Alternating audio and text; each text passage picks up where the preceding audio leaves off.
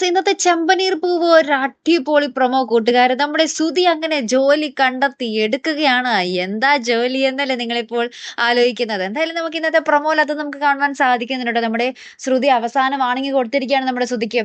ഇന്ന് ശ്രുതി ഇങ്ങോട്ട് ജോലി കിട്ടി എന്നുള്ള ഒരു വാർത്തയും കൊണ്ട് അല്ലാതെ വരണ്ടാന്ന്, പടി കടക്കണ്ടാന്ന്. അങ്ങനെ നമ്മുടെ ശ്രുതി കിട്ടിയ ജോലിക്ക് കേറുവാ. എന്താ ജോലി? ഒരു ഹോട്ടലിൽ സപ്ലയർ ആയിട്ട് നിൽക്കാൻ തന്നെ തീരുമാനിച്ചു. ഇങ്ങനെ ജോലിക്കാരന് ആവശ്യമുണ്ടെന്നുള്ള ഒരു ബോർഡ് കണ്ടിട്ട് ഒരു ഹോട്ടലിലേക്ക് നമ്മുടെ ശ്രുതി കയറി ചെല്ലുന്നുണ്ട്.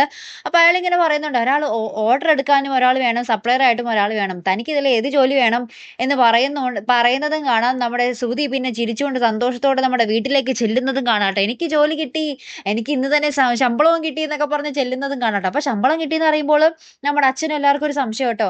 ഏത് ഓഫീസിലാണ് ആദ്യത്തെ ദിവസം തന്നെ ശമ്പളം കൊടുക്കുന്നത്? അപ്പൊ തന്നെ നമ്മുടെ സച്ചി പറയുന്നുണ്ട്, ആ അച്ഛാ ഇത് ദിവസക്കൂലി, ഇത് ഏതെങ്കിലും കൂലിപ്പണിക്ക് പോയിട്ട് ദിവസക്കൂലി മേടിച്ചിട്ട് വന്നിരിക്കുക എന്ന് നമ്മുടെ സച്ചി സ്പോട്ടിൽ തന്നെ പറയുന്നുണ്ട്.